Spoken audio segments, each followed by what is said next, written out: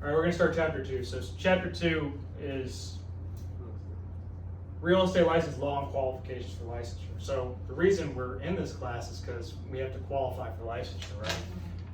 This chapter talks about qualifications needed, talks about why we have to have social security numbers, it talks about what requirements are if you're an attorney, it talks about what kind of qualifications you are if you're a graduate of real estate from a state university, for example.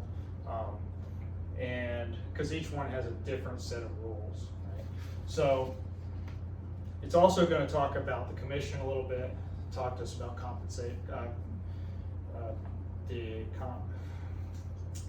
can't think of the word. It's going to talk about who's in there, right? The composition of the real estate commission. We're going to distinguish about types of licenses in the real estate business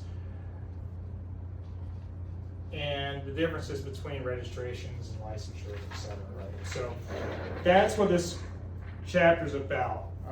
Your highlighted terms: mutual recognition, reciprocity, and the star for this is nolo contendere, which means no contest, right? We'll go over all these. These are learning objectives for this chapter. First of all, we're going to talk about this whole historical perspective, right? So we have our real estate commission, and we have all these rules, right? So you don't need to know dates, but back in 1923, Florida legislature passed this whole set of real estate licensing rules called Chapter 475, right? That's this right here. Here's your professional real estate practices. It's your law. It's how we regulate the real estate business, right? Now we're going to talk about Chapter 20 a little bit. Chapter 20 is just the organizational structure. We are all governed by this whole Chapter 475. So Part 1 is real estate brokerage, right? That's us, residential real estate, commercial real estate.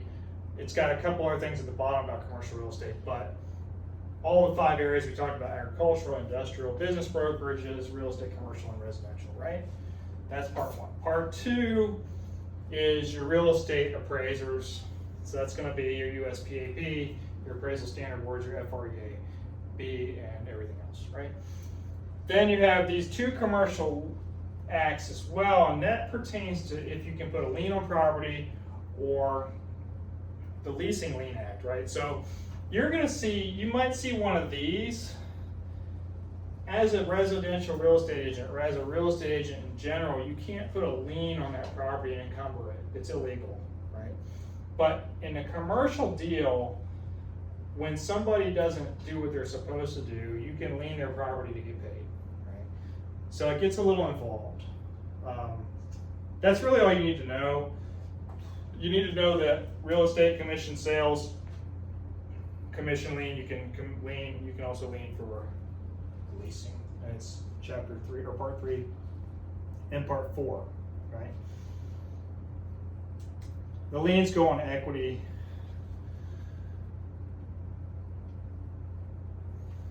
Right, and then we have this 455. Has to do with your procedures, has to do with how the commission's governed, has to do with all these other pieces, right? We've got Chapter 120, I'm just going to read these off. Administrative Procedures Act outlines the disciplinary process. So when we do something wrong, this is going to outline how they're going to handle that process, right? And then the actual real estate commission rules is 61J2, Chapter 61J2. When you see the test, most of the time you see a question that pertains to either Chapter 120 or 61J2, right? If I write this on a chart, it's Chapter 20. Chapter 20 would be organizational structure, the DPPR, the executive branch, right? Chapter 455 would be the legal practices. There's a little chart here, figure 2.1. Legal practice and procedures for DPPR. All licensees and unlicensed activity fall under 455. Then we have the Chapter 120, which outlines the disciplinary process for all professionals. All professionals. whether you're a cosmetologist, nursing, etc., right? And then you have 475, which is going to be FREC, Florida Real Estate Commission, FREAB, appraisals, commercial sales lien act, commercial leasing lien act, which is part 1, 2, 3, and 4 we just talked about. And then under that, you have the rules of the FREC pursuant to chapter 120, which is 61J2, right? All this stuff is going to be one question. It's super confusing. So my thoughts is push this to the side and learn the other concepts, right? Because this is going to get so confusing. Just answer one of these two, and you got a 50-50 shot of getting it right. The rest of it, I would forfeit this 1 point because it's a lot of information to give one question, and it's super confusing. So we're going to talk about like general licensing provisions. There's 3 types of real estate licenses. There's actually 2, but there's 3 designation licenses areas. Sales associates, right? This is what we just talked about. Sales associates, brokers, and then broker associates. Really, brokers and broker associates are similar, but they're not the same. So sales associates, what you're here for. It's for your license, right? First thing you become is a sales associate. You work under a broker, not a broker associate. You work under a broker, and then you learn the business. That's the goal, right? Not all brokers want you to learn a business. They just want you to sell a couple things and quit. I'm the type of person that wants to be invested. I want to teach you everything I can. You be successful. I'm successful. Everybody wins, right? Because you're referring me business, whether it's for licensing class or whatever, right? So, sales associate performs real estate services for compensation under the direction of a broker or under an owner developer, somebody like D.R. Horton, right? After 2 years, you can then take the broker course. So you have to be 2 years under. You have to be under a broker for 2 years. 2 years out of the last 5 years. So you can be inactive and active. We'll talk about inactive and active statuses, right? A broker associate is somebody that has taken the broker's license but works for a broker. So has passed a broker exam, met all the qualifications, holds a broker's license, but works under a broker. So I was a broker associate for a couple companies. I worked for Berkshire Hathaway, for example, right? I was a broker associate. I had a broker's license, but I worked for another company, right? The actual broker is somebody like me where you open your own company and you have additional experience in addition to passing the broker exam, right? So I'm a broker because I'm registered as a brokerage. I own a company, so I'm a broker. I'm the managing broker. So this is like a managing broker. You could be a broker for Watson and not sell real estate and just be the managing broker. But you could also be a broker associate and work for Watson. But you can also be a sales associate and work for Watson, just for example, right? Watson's one of the largest companies, so it's easy to compare, right? They have all. What they do, the broker has to have their name on the wall, right? So we're going to talk about requirements for FREC in chapter 5 about what's needed to have a brokerage. And that's one of the requirements is licensed real estate broker, your name. Right? Becoming a broker requires extra experience. Just because you take an exam and pass it doesn't mean you should be a broker, right? Brokers should have a lot of transactional experience. Some states require 40, 50, 60, 100 transactions before they'll give you a broker's license. Florida doesn't require that. Florida only requires you to have a test, right? And 2 years out of the last 5 active, right, under a broker.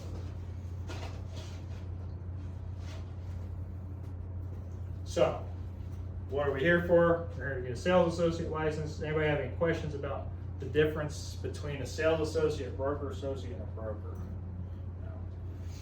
So we all begin our career as sales associate, right? We're all under that broker developer. We all become site agents. We all work as a team agent.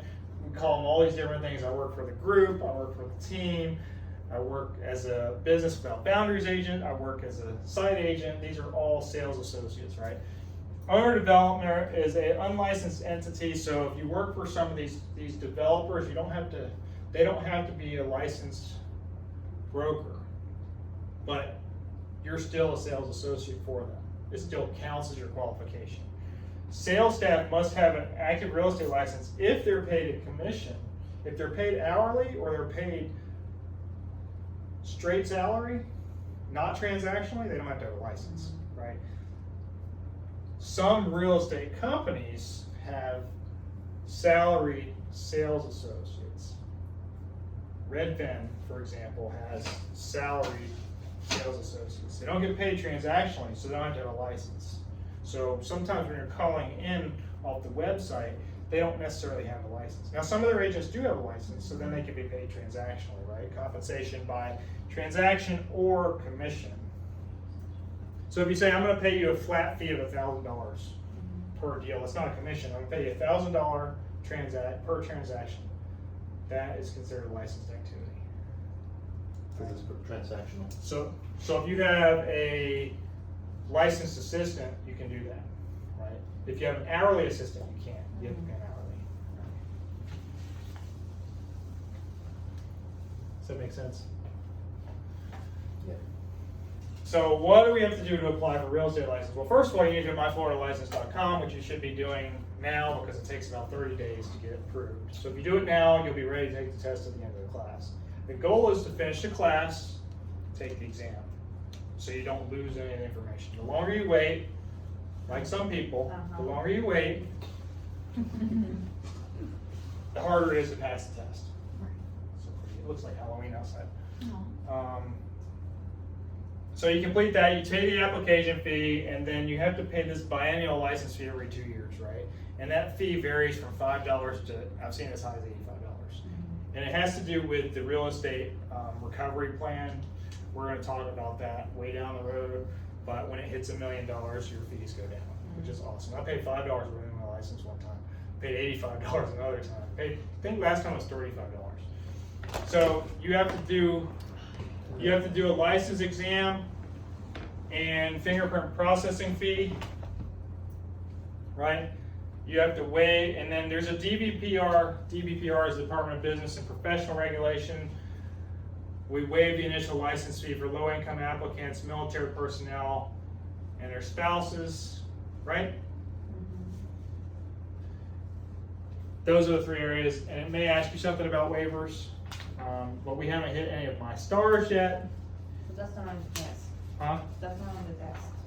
Now, the star was chapter 120 on the last page, and also 120 on line that page. 41 on page 16 about part 3 of the Commercial Real Estate Lien Act. Those are the 2 stars.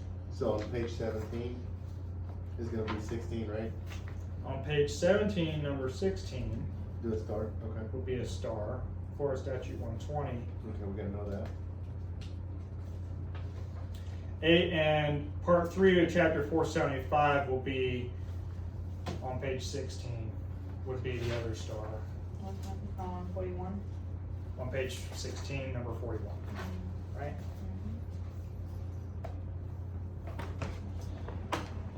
Hello. Hello. So this Veterans Waiver Program is pretty cool because it applies not only to the veteran, but it also applies to their spouse, right? So it's for, it says 60 months. Everything in the real estate business is, they talk about months and years interchangeably, so be careful. On the state exam, it's probably gonna say 5 years, right? 5 years of honorable discharge. So you get the waiver of the application fee, your initial license fee, and your unlicensed activity fee, which is a small fee that's added to your licensure, right? Here's the thing, if you're beyond the 5 years, you can still request some type of exemption of the initial license fee, not the application fee or the unlicensed activity fee. Most people will do it within that 5 years of honorable discharge because you got to do something for work, right? So you're going to do it in that period, right? And it's not only the veteran, but the spouse as well. So maybe the veteran passes away, the spouse needs a license or wants to do something, they can do it in this 5-year period. It's an honorable discharge if you're killed in action. Right. So something like that could be there. I don't know what this is for. That's good for them. All right.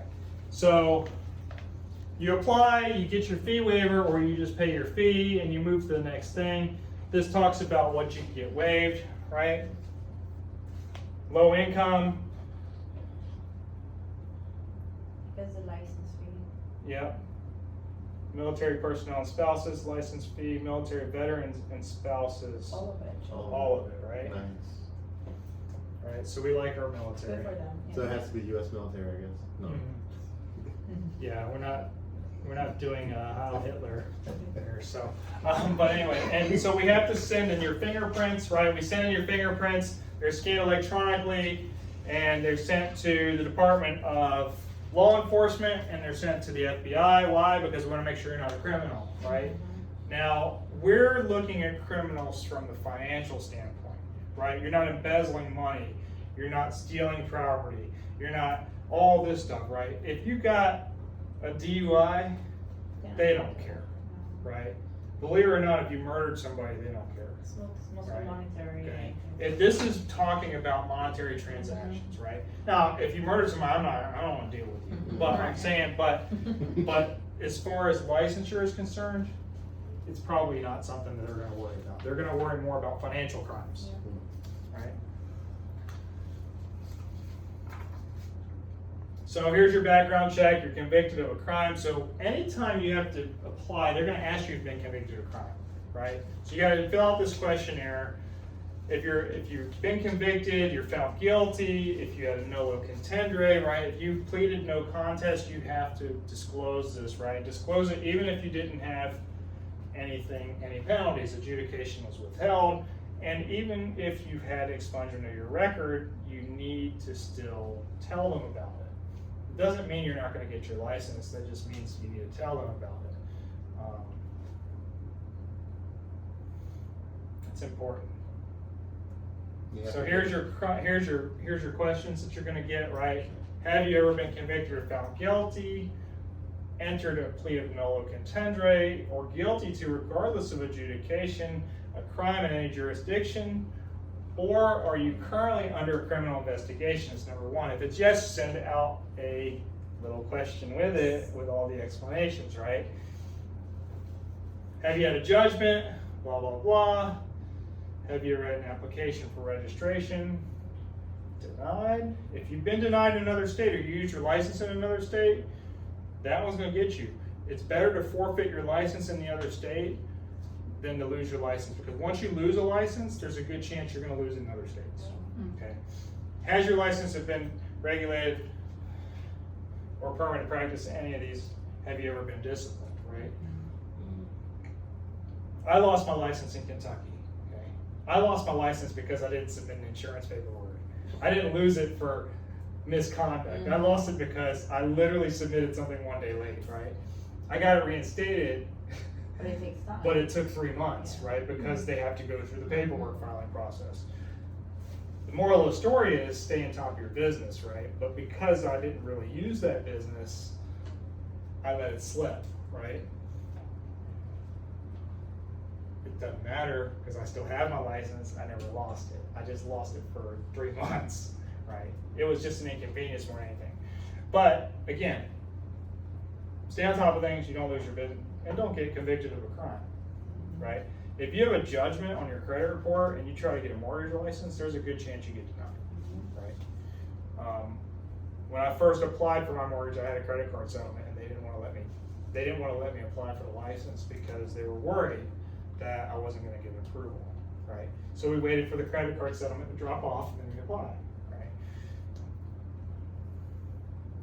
Everybody goes through financial hardships in their life, so you shouldn't be judged off of one thing. But when it comes to finance, they're going to judge you. So we don't have to disclose financial information for real estate licenses. For mortgage licenses, they're a little bit more tricky, right? If you answer yes to these questions, you need to supply this documentation so they can review it. So what's going to happen is you're going on this thing, and we're going to talk about summary of applicants, right? We'll talk about that in a minute. But basically, the Real Estate Commission is going to meet and review it. Right? So you're going to get to review, you're going to get to sit in front of the Real Estate Commission. right? So the real estate commission meets once a quarter. You go on this thing called the summary of applicants. It's right here, right? It's basically your subpoena to try to petition to get your license, right? If you don't show up, they'll review it and you may or may not win, right? It's better to show up to court and plead your case than it is to not show up to court, right? So I consider this kind of like your one chance to have, just to go and show yourself so you can get your letters of character. You can say, hey, I'm a good person, I made a mistake, let me try to get this license so that I can better myself, right? If I better myself, I can help others, right? FRAC will vote to approve or deny your application. Remember, they meet once a quarter, they meet in Orlando. DBPR is in Tallahassee, but they meet in Orlando once a month, or once every quarter, sorry. Average processing time period, again, we just talked about it, 30 days to get your license approved, right? If there's something in your license, they're gonna send you this summary of applicants. Why is it 90 days? Because they only meet once a quarter, right? So since they meet every 90 days, you get 90 days to get your application approved. You'll get informed or you're denied. If you're denied, you have another 3 weeks to request a hearing.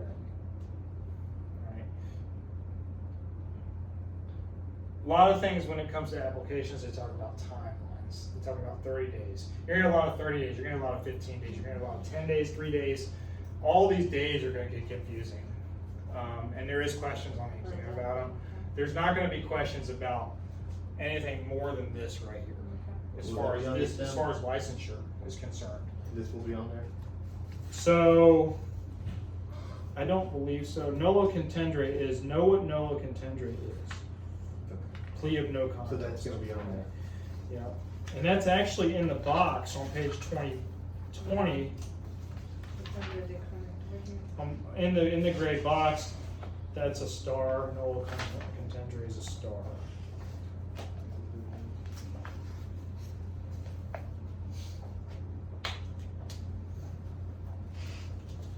So now we're going to talk about the two terms, reciprocity and mutual recognition. First of all, Florida doesn't have reciprocity. Does anybody know what reciprocity means? Reciprocity means what? You know? Reciprocation. What is reciprocation? If I give you one thing, you give me the other thing, right? So if I'm getting reciprocity, I have a Kentucky license and I want a Georgia license, there's reciprocity. Okay.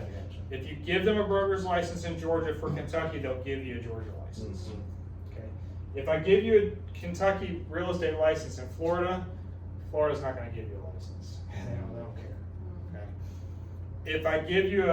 If I give Kentucky a license from Florida, you don't get a license. There's no reciprocity. So Okay. it's the practice of mutual exchange. It's a mutual exchange. It's one for one, right? Mutual recognition is, I recognize your license, but my state has different regulations. You need to take a 40-question law exam and pass it with a 75% or better. That's what mutual recognition is. Kentucky has mutual recognition with 48 states. 49 states, sorry. Florida has mutual recognition with 7. Okay. Most Florida people have to take the 63-hour course that we're doing right now. Okay. Florida does not have reciprocity with anybody. Georgia has reciprocity with everybody except for Florida because they're holding a grudge against us. Right. So just know that. Now, with reciprocity, there's always an exception, right? There's always an exception to the rules, right? Here's our rules. We're back to military, right? So military, you can get reciprocity if you're an active armed forces service member or the spouse of a former service member. You still have to submit your application. You still have to do your fees unless they're waived. There's exceptions we talked about, right? This applies to all professions licensed by DBPR. So this could be cosmetology, it could be nursing, it could be whatever, right? It doesn't have to be real estate. There's no pre-license course or exam required when you have a license from another state and you're active or former service member. So right? overpass everything pretty much. So because military gets relocated, a lot of times Yeah. they're giving you this. So if you think about the concept, why would military get it? It's not because they're military, it's because they get relocated, right? So we're going to move to the next section where we define what a Florida resident is. And this is where people get tricked, because people will ask me all the time, can I get a real estate license? Battery die on this? Battery die? So, can I get a real estate license for Florida mutually recognized versus coming to the state and being licensed? If you move to Florida, the definition is if you lived in Florida for 4 months consecutively, you're now a Florida resident, you still have to take correct course 1, okay? Florida residency is not required to get a real estate license, so if I'm living in another state that's mutually recognized, I can take the 40 question law exam, right, score a 30 or better, and I can get my real estate license. However, if you move to Florida and you move for 1 day and you have the intention of staying more than this time period, then you're considered a resident, even if you haven't been here 4 months. So the question on the state exam is going to say, I just moved to Florida, can I get a mutual recognition license? No, the answer is no, because your intention is to stay, right? So you have to know that. And the answers are going to be no, because if you move here with the intention to stay, then you're considered a Florida resident, or it's going to say yes because you haven't been here 4 months, or it's going to say, you know, whatever the other 2 options are. And you're going to have to know that you have to have, once you move here, you have to take the class, right? So if we get a question, a lot of times we get a question and say, well, don't take the class, get your license and then move to Florida. A friend from New Jersey asked that the other day, and I said, well, we're not a mutual recognition state with New Jersey, so you got to take the course anyway, right? So, Florida resident defined on page 23 is a star on line 25. Oh, it's not on there. Yeah. Florida resident defined, non-resident application. It's on the other one. It's It's in on there. page 24. Okay. Yeah, line 10. Sorry. Line 10. I'm using the old book because that's my book with my stars in it, sorry.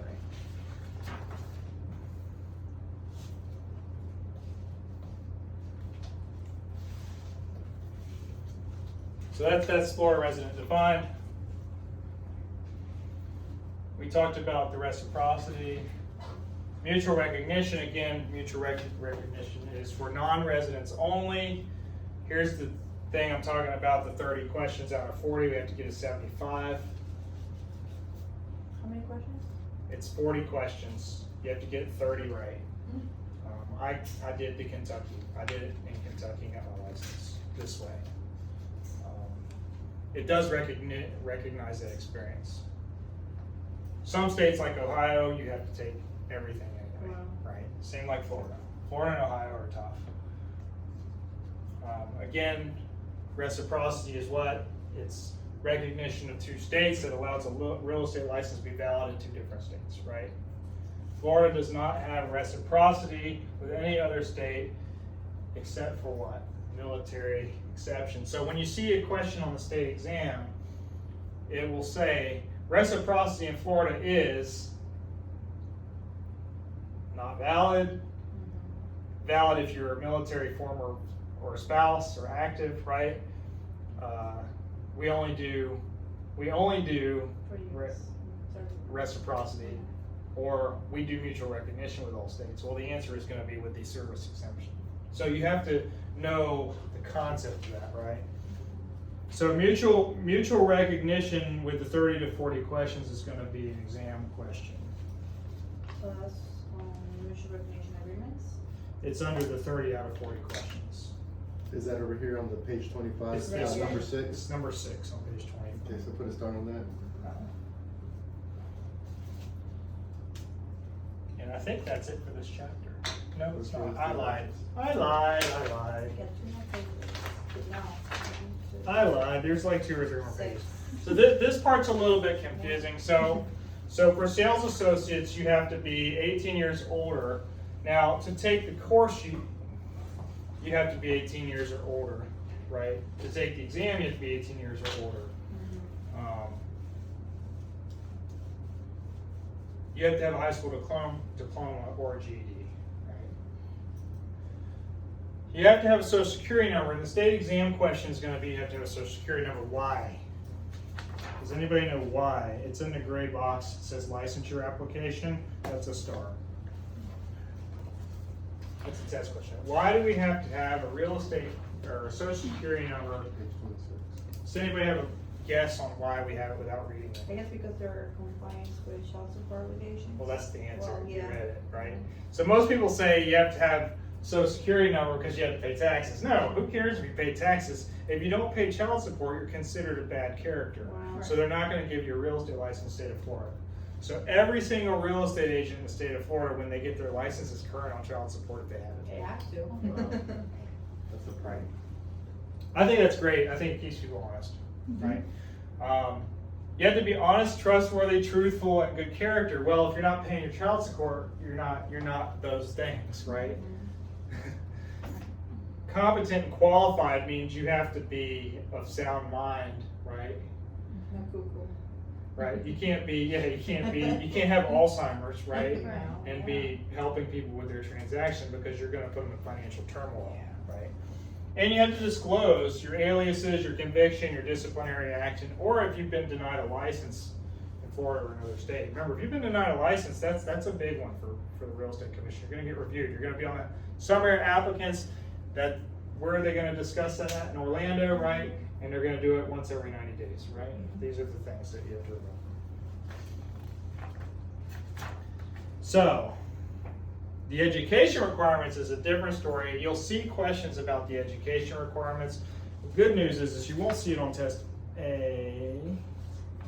You'll see it on test B. I forgot this thing's not working anymore. Oops. So, here's your requirements for A. Complete course 1, which is this course. Thank you for coming and being your first resident, right? 60 hours of instruction plus 3 hours for the end of course exam. So, 15 sessions of 4 hours and a 16 session of 3 hours. Complete your course exam. You have to get a 70 to pass the course. 70.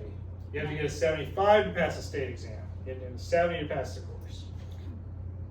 If you get a 70 in a course, you're going to pass the state exam. I promise you. State exam is easier than the class. 100%. And we'll have somebody come in and talk to you about the test. So you're saying the test that we're going to do here is harder than the one? 100%. The test in the class is harder than the state. I promise you. You passed it.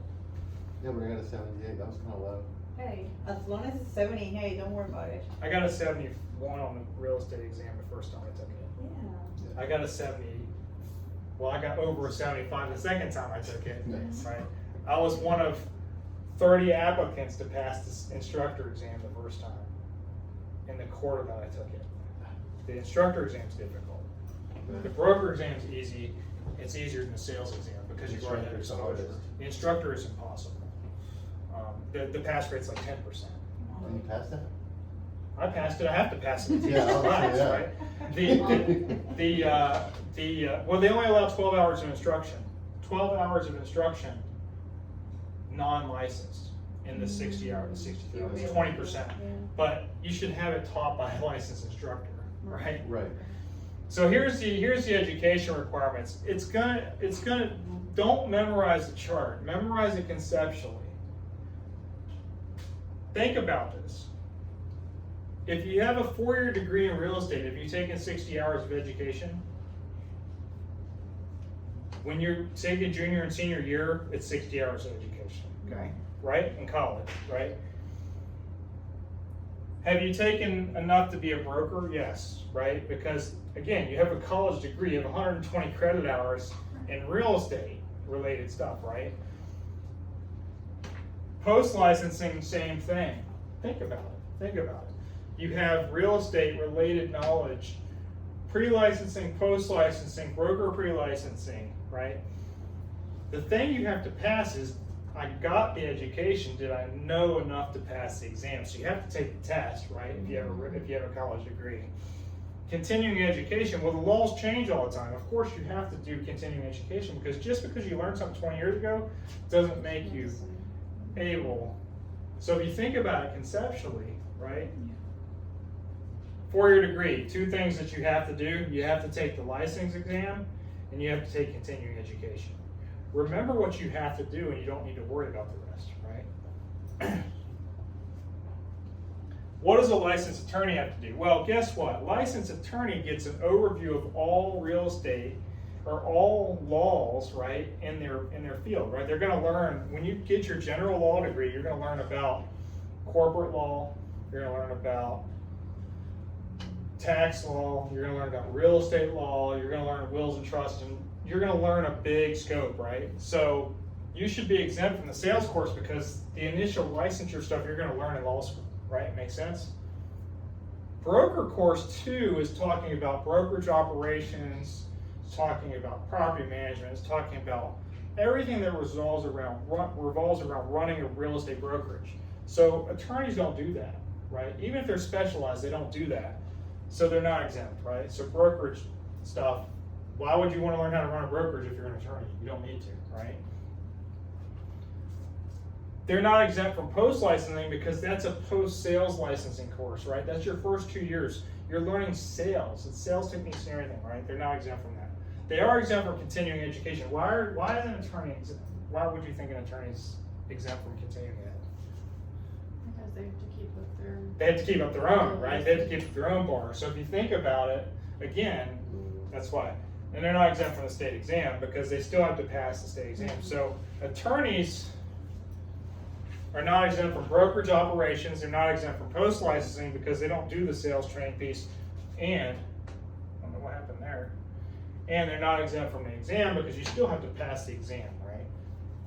Does that make sense? Mm-hmm.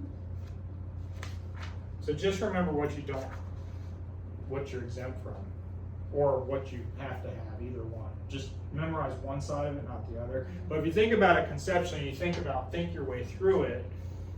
Okay, 4-year education, I have everything, I just need continuing education, and I need to pass the exam. Attorney, I have to do my own education, but I don't run a brokerage, so I need to have broker course, I need a post-licensing course, and I need to have the exam. Have to keep Right. working. You think about it. If you really think about it through, that's how you think about it, right? So now that I got my license, or got my classes done, I got my pre-licensing education, your license expires, your application expires 2 years after it was received by the DBPR, right? So you have 2 years from the time you applied, get approved, to take the state exam. The received by the DBPR means the day it's approved, right? It doesn't mean the day you submitted, it means the day you approved, right? If you don't pass this licensing exam within 2 years of ending your course, then you don't pass, right? You have to retake the course, reapply, whichever comes first, right? So here's the thing. I applied with the state, right? So for example, I applied with the state in January, okay? I take my class in June. I have to take my test before that January application. However, I could reapply if I fail to do it within that 2 years and still use the coursework up until the June the following year. Because you have 2 years, but you may have to do one piece of it. After the 2 years of the course, you got to redo the whole thing, right? Or you can redo the course after the application. Again, it has to be within the same 2-year period. They have to coincide with each other, right? Completion date of the course is the day you pass the test, the day you pass the final exam, right?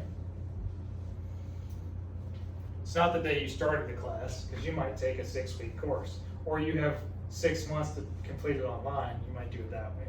So just know that your timeline is 2 years from the day your application gets approved and the day you finish the class. If you try doing together, it's the best way to do it. Right? Yes. That's why I say apply for the license right now. Okay. And make Andrew pay for it.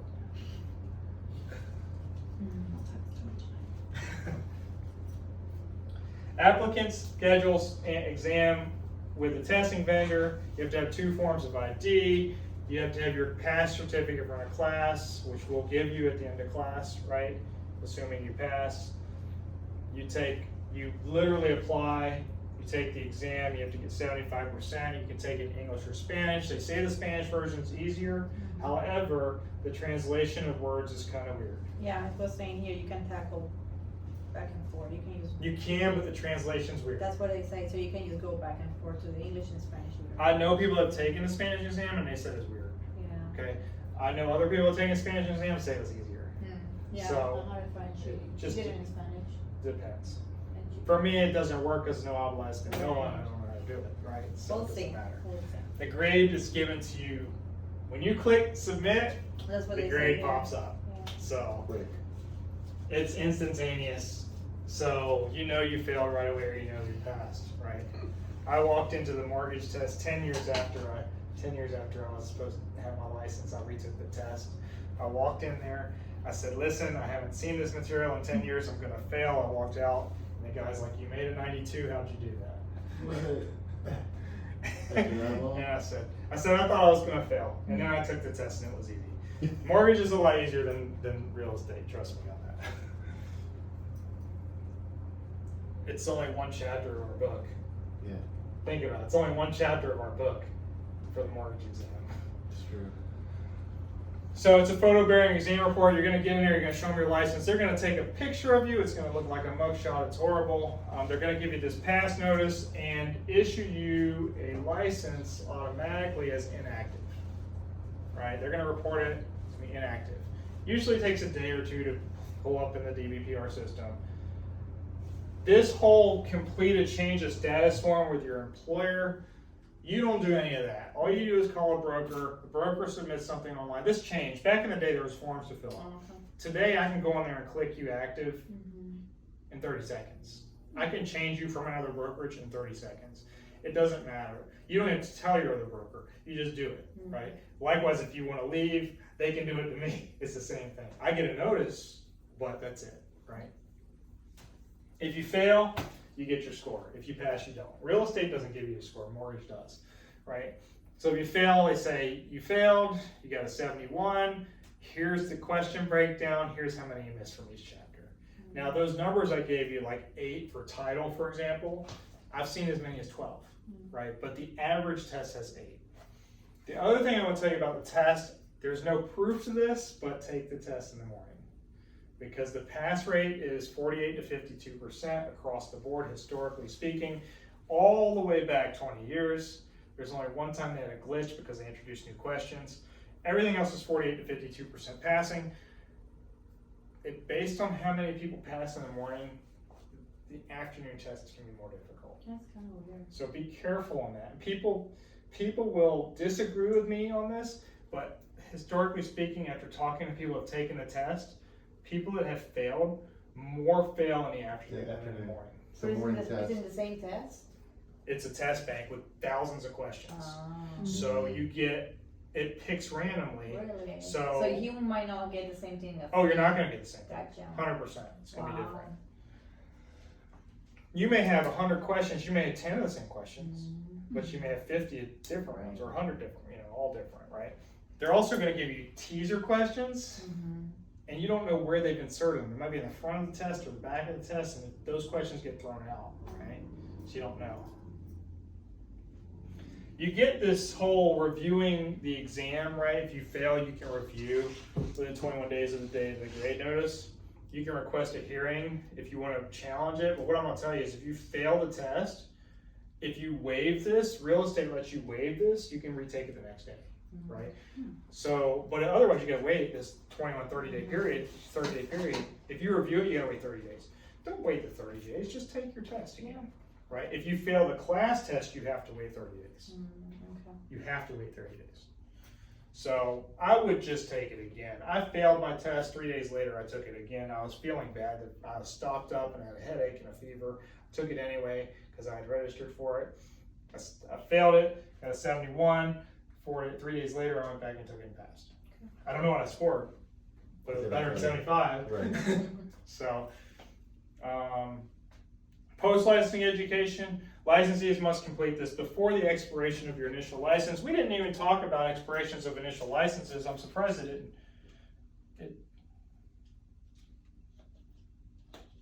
didn't come through here. Post-licensing education, you have to complete post-licensing before the expiration of your initial license. Your initial license will expire in March or September. March 31st or September 30th. It will never be less than 18 months and never more than 24 months. That's why it says must be done before the expiration of your initial license. If you get your license tomorrow, your license will expire in March. If you get your license April 1st, it will expire in September. Okay. Oh, I'm sorry, it will expire March 31st. If you get your license March 10th, it's going to expire in September. Okay. So once you expire March or September, then it goes on a 2-year cycle after that. Right? It's always 2 years after that. 45 hours post-licensing for sales associates. You have to pass that course exam with a 75 or better. You can retake it one time just like the normal class. If you don't complete the class, it will come null and void. Now you have to wait 30 days. What happens is a lot of people get busy and they start taking these tests 3 months before their license expires. If you do it 3 months before your license expires, you take the class and you fail, now you're 2 months, right? You take it again, you fail, now you gotta wait to take the class again, right? Then you end up losing your license and you have to start all over. So take post-licensing as quick as possible after you get your license, because you get busy and you forget things. Take it in a classroom, it's easier. You get taught the test. So you're gonna be having that here too, right? Eventually. We're offering post-licensing in November, so you won't be ready for that, but I'm gonna offer it twice a year or 3 times a year. Broker course will be offered 4 times a year too. So there's gonna be a lot of questions on the exam. It's only 1 or 2 can pertain to post-licensing, but they're gonna be worded the same every time, and we'll talk about that too. Hardship cases will allow that additional 6 months. Let me tell you something. When you apply for hardship, the answer is going to be no most of the time, right? So extension has to be requested in writing, right, to the real estate commission and give you the basis of that, right? And both parents die, kids got in a car accident, they were sick, I had to watch them, had 28 broken bones, whatever the case is. Something has to be really extreme, right? It's not going to be just, oh, I had to work. That's not going to work, right? Frank has no legislative authority to extend it past the 6 months. So once you get your extension, you're done, right? I would think more likely to get an extension if you were deployed, right? Something like that. You're not going to get it for just a family emergency, because you should be able to step in. Somebody can step in. You're talking about a week of your life. You can. And if you have to do it online, you could do it online. If you're at the hospital, do it online. You know what I'm saying? There's ways to get it done. Do not enroll in this until you're licensed, obviously. It's a waste of your time, because you can't, guess what? You can't take the class before you're licensed, because if you do, then it doesn't count, right? Enroll as soon as you get it licensed, because why? You get busy, right? Don't wait until the last minute, because if you lose it the first month, there's no way to get it back, right? If you lose your license, it becomes null and void if you don't pass post-licensing within that 18 to 24 month period.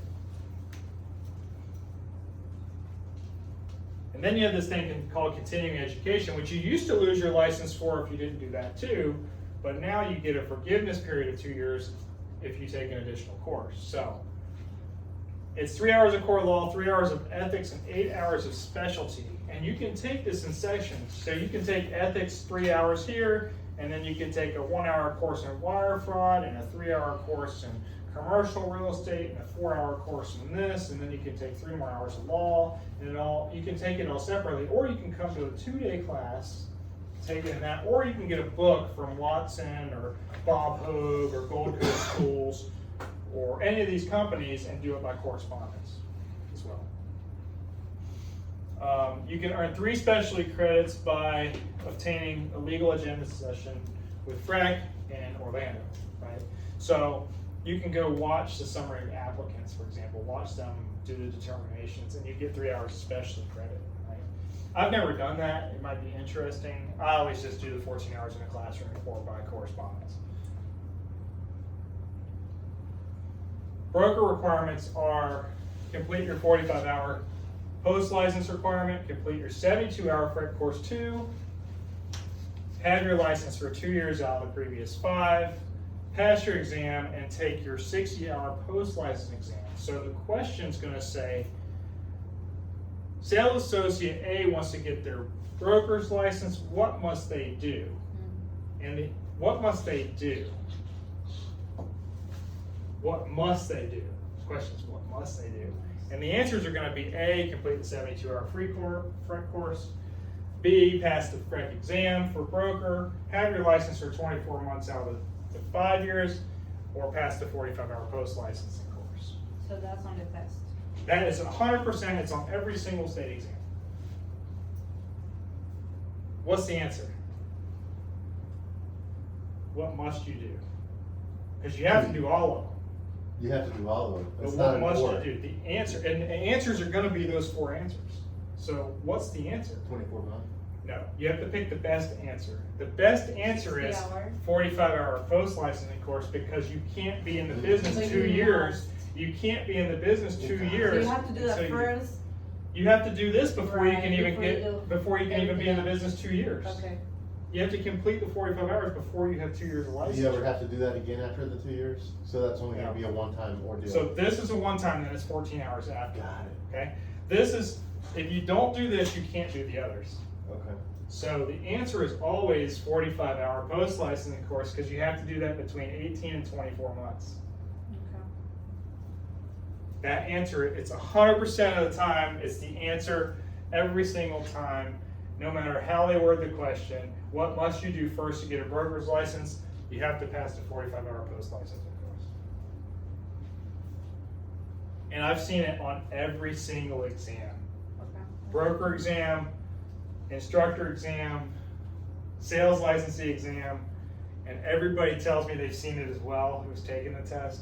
Because I asked them, I was like, have you seen this question? And they're like, yes, I've seen this question. They don't remember every question they've taken. We don't ask them for that, but we still know generally what you see on the state, right? But that's important to know, We do. right? It's a bit of a trick question too, because you have to pick the best So the one. answers on the state exam are going to be trick questions. There's always going to be 2 answers. You have to pick the better of the 2 answers. There's going to be 2 that are wrong, and there's going to be 2 that are kind of right. Okay. Pick the better best one. Broker exam experience requirements. So we talked about 24 months, right? 2 years out of 5, right? You have to work for a sales associate in Florida. You have to be in Florida or another state. You can work for a government agency or a broker in another state or nation. Right? You could be a licensee in Dominican Republic for a year and be a licensee in Florida for a year and then get your broker's license. You don't have to be 2 years in Florida. You can be Anyway. 2 years in Arizona and get a Florida broker's license. It doesn't matter. As long as you get, Coordination. right, that's why I said Dominican Wow, Republic. that's or cool. whatever. I didn't realize that. That is pretty cool. Right? You guys say foreign jurisdiction. Right. So registration is placing on record with DBPR name and address, right? You have to put your name and address on record. You have to have your business address, right? When we attach you to us, it's called maintaining relationships, then you're gonna have a business address, right? In order to stay active, you have to be under an active broker, right? So there's 3 statuses, there's actually 4 statuses. There's inactive, which is what you get initially, right? And it's voluntarily inactive because you haven't selected a broker yet. Then there's an involuntarily inactive, which means you haven't completed your continuing education, not your post-licensing education, but your continuing education. You're involuntarily inactive. Or if your broker passes away and they don't fill a vacancy in office, every licensee in the room gets involuntarily inactive because you haven't done it yourself, right? Wow. Then there's active, right? That's the status we're all in when we're practicing, And then there's null and void. Null and void would be you lose your license for one reason or another, committed a crime, embezzled, defrauded somebody, mortgage fraud, etc., right? Or you didn't do your 45-hour post license, you now have a null and void license, right? You don't get another chance, you have to take it again. Your license is gone, it's canceled, it's suspended, it's You gotta start revoked, over. it's gone, right? Start over. Next, prima facie, prima facie, prima facie, what does that mean? What does that mean? It says I'm taking things at face value, right? If I have a dime, I know it's worth 10 cents. I'm taking it at face value. That's exactly what it means. What it means is the evidence is going to be taken at face value. So anytime there's an investigation, whatever is presented is going to be taken as face value. It's not going to be hearsay. It's going to be, this is presented as fact, this is what it is, right? Unless refuted by evidence, right? Unless you can prove it otherwise, right? Then it's not taken at face value. So if somebody accuses you, they're going to assume it's true, unless you can prove it otherwise. So cover your butt, basically, right? Real estate is prima facie evidence that you're able to have a valid and current license, and you're able to practice in real estate for it. That's what prima facie means. If I show you my real estate license, that means I'm able to practice. I have a valid license, right? Now it could be invalid, and they don't know about it, but they're going to assume it's valid until proven otherwise. So if you show me a license and I pull up your DBPR stats and I see you're set for default, I'm probably going to question you on it, right? You should always look up other licensees when you're working on a contract. That way you know if they're legally practicing, because you don't want to be involved in a transaction if they're not legally practicing. Yeah, always looking on. So what does real estate agents do? Here's the first of a million acronyms we're going to have. A bar sale. A bar sale. This is how you remember what we do as real estate licensees. We advertise real estate, we buy, we appraise, we rent, or we provide rental information, we sell, we auction, we lease and exchange real estate, right? That's what we do. That's what we are involved in. I've only auctioned one property. It's usually done over the internet, right? I've only done that once. I have leased. I've never done an exchange. Well, 1031 exchange, I guess, in a sense, is an exchange, right? I've never given a property to get a property, but people do that, right? Selling and buying is what most of us do. Rentals is what some of us do. We do appraise. We don't do appraisals. It's different. Appraising property is different than an appraisal. Doing a CMA is appraising property, it's not an appraisal. Doing a BPO, broker price opinion, is appraising property, is not doing an appraisal. Does that make sense? We're still appraising property. It's not an appraisal. We don't call it an appraisal because we're not licensed appraisers. We can't do that. We're not conforming to the USPAP. We are just doing an appraisal for a non-federally related transaction. Cash, private money. Seller financing, right? Advertising real estate services, we do that, right? We talked about compensation. What's the number one thing we talked about in compensation? Has to be paid To the broker. to the broker, right? Broker pays the sales associate, whoever else pays the broker, right? What is compensation? Is baseball tickets compensation? Is dinner compensation? Is all this compensation? In the real estate world, it is. Okay. In the real estate world, the Real Estate Settlement Procedures Act says that all this stuff is considered valuable consideration and is considered compensation. I can compensate you for a non-real estate transaction. For example, if you highlight the books, I can compensate you by giving you a class or whatever, right? It's still valuable, but that's not a real estate transaction. That's unlicensed activity that's legal, right? What I can't do is say, hey, you referred me business, let me give you this $500 gift card, right? I can pay you for making appointments for me, right? But I can't pay you for closing the transaction, right? So we have to know what is allowed and what's not, right? If you're getting compensation outside of your broker, it's considered acting as a broker and you're getting disciplinary action, right? If you perform real estate for somebody else, you have to have a real estate license. It's the actions of a broker. even if you didn't get the compensation, the state says you can still be held liable. So if somebody offers it to you, you're supposed to say, I can't take that. Right? You have to push them away. And it can be material. It could be anything. So if they have a boat and they're like, Jimmy, sell me the house, I'll give you the boat. You don't have to give me the boat. You can say, hey, Jimmy, sell me the house. I'll take you fishing on my boat. So even taking fishing. If you take somebody fishing, it's considered valuable consideration. If they're established. Now, you can say, hey, you're my friend, let's go out and have a good day. That's different. But if you put that caveat on there, that quid pro quo on there, you're now getting, it's not legal. It's not legal. Unless it's going through the real estate broker and paying you back out. Right? So you have to have a license for that. So of course there's exceptions, right? This is where you see the exam, right? There's always exceptions on the exam because we got to know the concepts. The exemptions, is it on page 35 in your book? Right? That whole section is a star. All the bolds are the stars, right? We have 5 general areas of exceptions. Think about it this way. If you're working in your scope of business, if you're a CPA and you're handling the tax benefits or tax implications of a real estate transaction, right, then you're allowed to work on that piece of transaction as a CPA. Give tax guidance on that real estate transaction. That's legal, right? Exemptions based on career, right? Owner exemptions. You can sell your own house without a real estate license. You don't have to have a license to sell your own house, right? For sale by owners, all day long, right? Salaried employees, remember, if you get paid a salary, you don't have to have a license, right? If you get paid transactionally or commission, you have to have a license, right? Court and legally appointed persons. I'm selling a house right now for a lady that passed away. She has a personal representative. That person can sell that house without a license, okay? Attorney at will, right? Power of attorney, same thing. You don't have to have a license if you have an attorney. And then there's some miscellaneous exemptions. Miscellaneous exemptions are something like cemetery lots, right?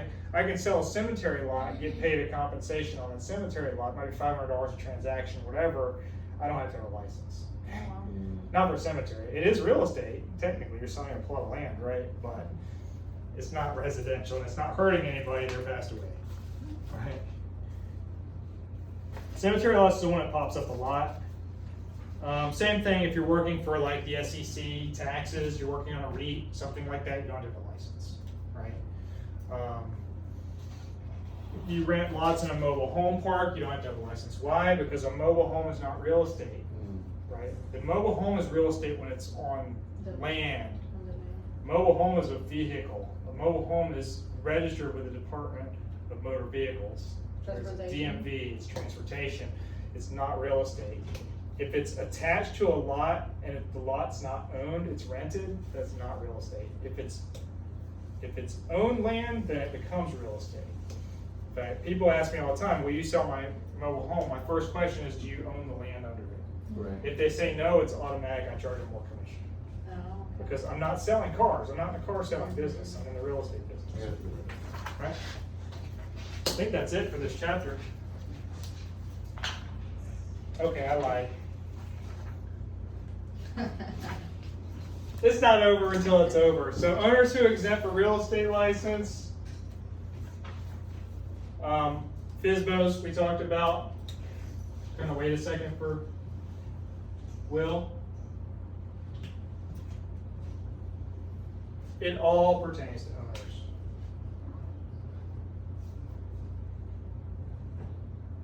It all pertains to owners, right? If you own the property, if you own the business, if you own or have a director's share in a business, all these things are making you exempt from a real estate license, right? Good night. You have owner equity, right? You have owner equity. If you own the house, you have owner equity. If you're an officer or director of a corporation, you have owner equity, right? You own this property. You get a part of the proceeds. If you're a partner in that business, you own a partnership share of that business. You can sell that property, right? Partner real estate business can only receive their share though. So if you own 30% of the business, you can't get more than 30% of the equity without a license. If you have a license, you can get more, right? But you can only receive that. If you're an owner of a timeshare, you can sell your timeshare without a license. If you ever want to get rid of a timeshare, the best way to get rid of a timeshare is just not pay the dues for 4 years. They can rebuild it, right? Because it's harder to sell a timeshare than anything, right? If I had one, I just wouldn't pay the O&M and be done with it, right? If I didn't want to keep it anymore. Here's your careers. Remember we said there's an exemption for career-based, right? So the careers are attorneys doing closings, right? Attorneys acting in the attorney-client relationship. An attorney can sell another real estate agent's property without a license. They can. Right? Yes. Because it might be part of an estate. They can do Right. that, right? Florida attorney does not entitle attorney compensation, right? They're not getting compensated on a commission basis. They're getting compensated for handling the estate. Right. If selling that house is part of the estate, they can get paid for it. They just have to get paid for it as like a retainer. They have to get paid for it as settling the estate. They can't get paid for it as a real For estate the transaction, property. right? It's gotta have different, name. CPA is doing accounting duties, right? My CPA can get paid for running my books, right? My CPA cannot get paid for selling my house, but they can get paid for doing tax advice on my house, right? State certified and licensed appraisers, when they do appraisers, they can get paid for appraisals. They can't get paid for selling the house, right? It's real estate exemptions. We just talked about this, what is it, 4 times already tonight? Yeah. Salary employees work in a leasing capacity. Salary employees who buy and sell for their employer, but they're paid salary. Everything's salary-based. Managers of condos, co-ops, renting that. So your property manager at a condo, like the one that sits on site that answers your questions and stuff, they get paid a salary. They don't have to have a license, right? But they do have to have a license. They do have to have a CAM license, not a real estate license, because the budget's over 100,000. It's more than 10 units, right? That's right. Owner developer that doesn't get a real estate commission, maybe they're signing the contracts for D.R. Horton, for example, right? Or they're working as a superintendent, they work for them, their salary, they don't get paid commission. They don't get paid per house. Well, sometimes a GC gets paid per house, but it's not a commission, right? It's, you get paid $3,500 for managing this project, right? Move on, right? So if you're salaried, you don't have to have a Is license. it salary with bonuses? If you have a bonus, it's transactionally. So you have To have a license, right? The key to that thing is if you're paid transactionally and you're salaried, you have to have a license. If you're salaried only, you don't have to have a license, right? That's the key to that. That's the key. Court-appointed individuals, personal representative, executors of estates, we've already talked about that, right? Attorney in fact, your power of attorney, we talked about that. I covered the slides before we actually hit the slides, but it's the same thing, it's just repetitive, right? Power of attorney cannot be used to authorize an individual to conduct real estate services. The power of attorney can be used to sign the property. The power of attorney doesn't authorize them. So what happens when you have an estate, most of the time, the estate has to appoint a real estate agent, right? The estate, and then if you want to change that real estate agent, you have to go to court, and you have to present it again to a judge, and then change the name on it. It's happened to me a couple times, where somebody's been hired, and they've had to let somebody go to get me, and they have to change, they have to go back to court, right? It's a process. I did. You Yeah. did that. I did. So it happens, right? I can never remember. Here's your miscellaneous exemptions. Again, we talked about this renting a lot in mobile home. Why? Because it's a car, right? Mobile home is a car. People who sell cemetery lots, again, it's going to be your final resting place. You're not really going to have that. And they make a lot of money, actually. It's expensive. A little tiny spot like that's like $10,000. Securities dealers. So securities dealers are stocks and bonds, REITs, etc. Right? REITs, real estate investment trusts, right? Hedge funds, right? Hotel and motel clerks who do tenant lodging, and then there's your $50 tenant referrals, right? That's enough. To 50. Finer fees are $50 maximum. I kind of anticipate that's going to go up at some point because $50 doesn't buy you a pack of gum anymore. But Not with the economy. But eventually, I have a feeling it might go up to like 500 at some point, That would be, or 250 something. But right now it's $50, $50. and that's it for chapter 2.